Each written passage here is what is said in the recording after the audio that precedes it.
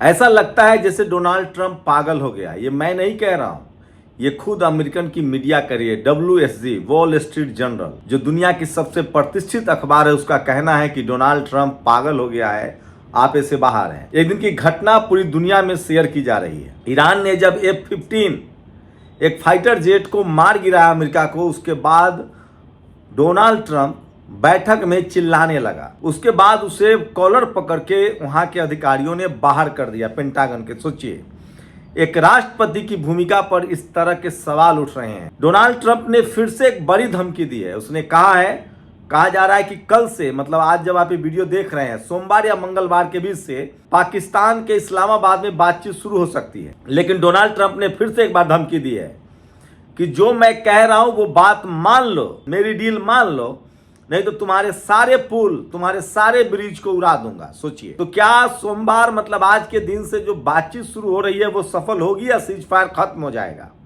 उधर लेबनान पर इजराइल ने जो हमला कर दिया, उसके बाद ईरान ने फिर से होर्मुज स्ट्रेट बंद कर दिया है। पूरी दुनिया में तेल और गैस की किल्लत हो रही है। लेकिन सोचिए, डोनाल्ड ट्रंप का जो पागलपन है वो खत्म होने का नाम नहीं ले रहा है।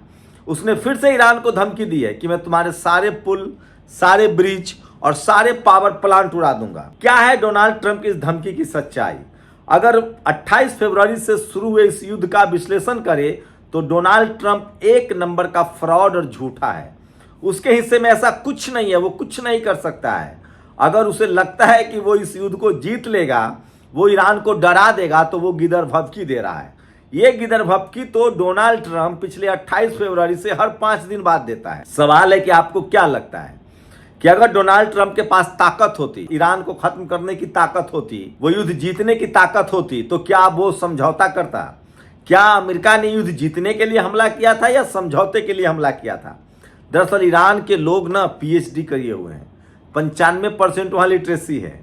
ईरान के लोग डरते नहीं है। अमेरिका सिर्फ और सिर्फ धमकी के बहाने दुनिया को यह बताना चाह रहा है कि उसका सुपर पावर अभी बना हुआ है, उसके हथियारों की अभी क्रेज है, वैल्यू है।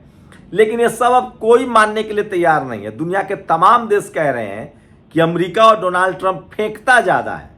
ये शब्द बाकायदा राजनयिक इस्तेमाल कर रहे हैं कि डोनाल्ड ट्रंप की कोई हैसियत नहीं है, वो सिर्फ फेंकता ज्यादा है और उसे डरने की जरूरत नहीं है।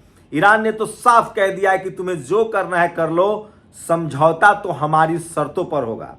क्या चाहता है ईरान? सबसे पहले वो बताऊंगा, वो सुनिए। ईरान चाहता है कि 45 साल से जो उस पर बंदिशें हैं, पाबंदियां हैं, जो बैन लगा हुआ है कि वो तेल नहीं बेच सकता, वो खत्म हो। पहली बात।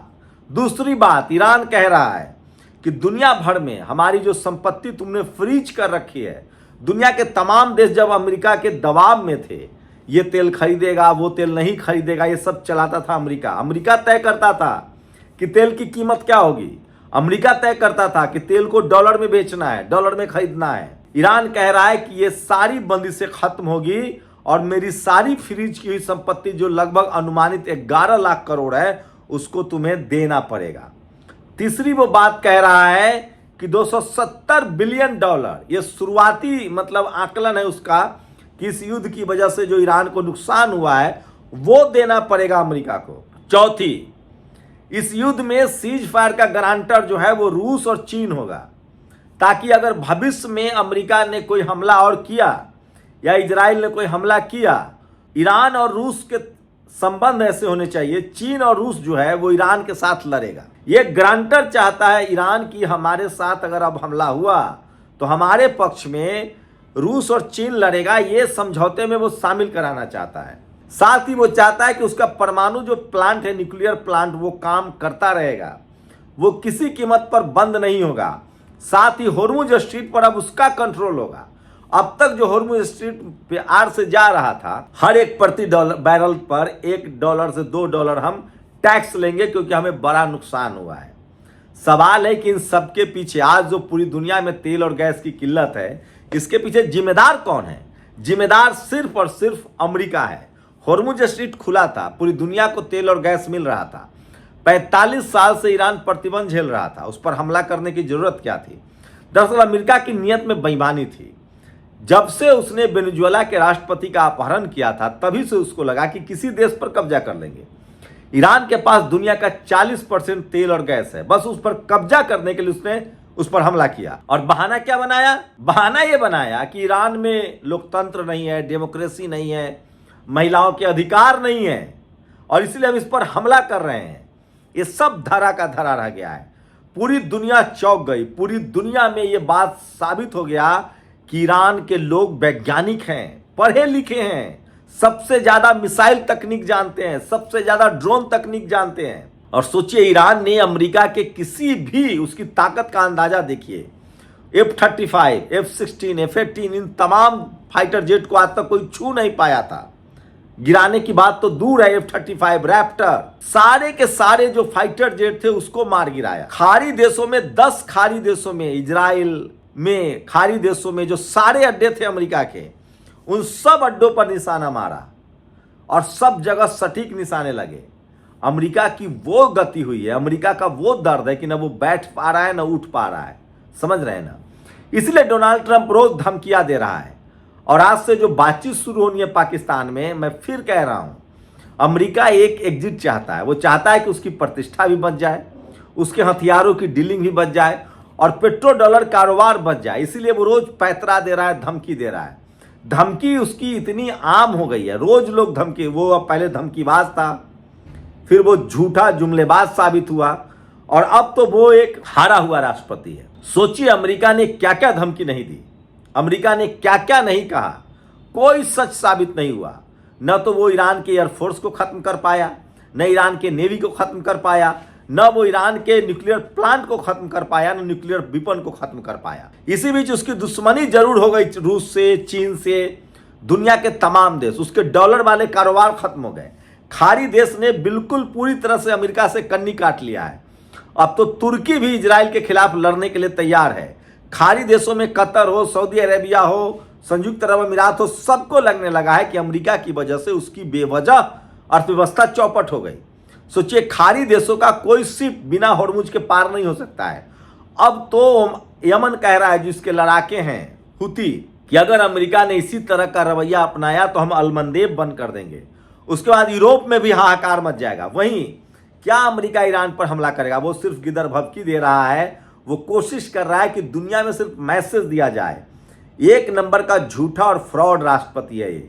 लेकिन अमेरिका करे तो क्या करे, उसके साथ कोई लड़ने के लिए तैयार ही नहीं है। फ्रांस तैयार नहीं है, इंग्लैंड तैयार नहीं है, जर्मनी तैयार नहीं है, इटली तैयार नहीं है, स्पेन तैयार नहीं है। सारा का सारा खाड़ी देश के साथ साथ यूरोप के देशों ने उसका साथ छोड़ दिया है। खाड़ी देशों पर थोड़ा बहुत उसे भरोसा था, लेकिन अब खाड़ी देशों को लगता है कि हम ईरान से क्यों लड़ने जाएं। अमेरिका जब हम अपनी लड़ाई नहीं लड़ पाया, अमेरिका जब सुरक्षित नहीं है, तो हमारे पास क्या है? आज ईरान चौथा सुपर पावर है। बात मिसाइल की हो, ड्रोन की हो, और चाहे इंटरसेप्टर की हो, वायु रक्षा प्रणाली की हो, ईरान ने वो ताकत हासिल कर ली है। 28 फरवरी से 40-42 दिनों के युद्ध में उसने दुनिया को दिखाया है। ईरान को अब किसी की मदद की भी जरूरत नहीं है, वो अपने आप में इतनी क्षमता है। सोचिए, 24 घंटे में उसने पुल खड़ा कर दिया।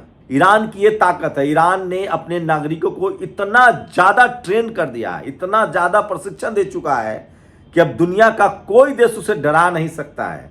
लेकिन ईरान ने 45 साल बंदिशें झेली है। और सोचिए, सिर्फ 28 फरवरी से शुरू हुआ ये युद्ध, आज सोचिए, आज सोमवार है, कितने दिन हुए? इतने दिन में ही दुनिया की हालत खराब हो गई है। यूरोप में तेल गैस की किल्लत है, अमेरिका में तेल गैस की किल्लत है। कौन सा ऐसा देश है जहां तेल गैस की किल्लत नहीं है? और सवाल है कि इसके लिए जिम्मेदार कौन है? Donald Trump. डोनाल्ड ट्रंप का ये सपना है कि ईरान पर कब्जा कर ले, और ये बात ईरान जानता है। इसलिए ईरान पूरा इंतजाम करना चाहता है कि अगर इस बार समझौता हुआ तो फिर कभी अमेरिका को युद्ध करने का मौका न मिले। इसलिए वो रूस और चीन को गारंटर बनाना चाहता है। यही मामला फंसा हुआ है। अमेरिका ने जो जो कहा वो सब झूठ साबित हुआ है, और अब वो कह रहा है कि पुल और उसके पावर प्लांट उड़ा देंगे। सच्चाई है कि अमेरिका नहीं लड़ पा रहा है। उधर चीन ने कहा है कि मेरा कोई भी मिसाइल 10 मिनट में दुनिया के किसी भी कोने में पहुंच सकता है, और वो मिसाइल ईरान के पास भी तो पहुंच सकता है। 4 बड़े कार्गो जहाज जो हैं वो ईरान में उतरे हैं। इसका मतलब साफ है, नॉर्थ कोरिया, रूस और चीन कम से कम इस युद्ध में पूरी तरह से ईरान के साथ है। अमेरिका बेवजह धमकी दे रहा है, उसके बस की बात कुछ भी नहीं है। वो सिर्फ अपनी साख को बचाने के लिए, ताकि उसका हथियार बिकता रहे, डॉलर में कारोबार चलता रहे, लेकिन मैं फिर कह रहा हूं, एक सन की राष्ट्रपति ने अमेरिका को सड़क पर ला दिया है। अपनी राय जरूर दीजिए। शुक्रिया। नेशनल दस्तक की आपसे गुजारिश है कि अगर इसको बचाना चाहते हैं तो नेशनल दस्तक को सब्सक्राइब करने के लिए रेड कलर के सब्सक्राइब बटन को दबाएं, फिर बेल आइकन की घंटी दबाएं। नेशनल दस्तक को बचाने के लिए बहुत जरूरी है कि हर खबर को शेयर करें, लाइक करें, कमेंट जरूर करें।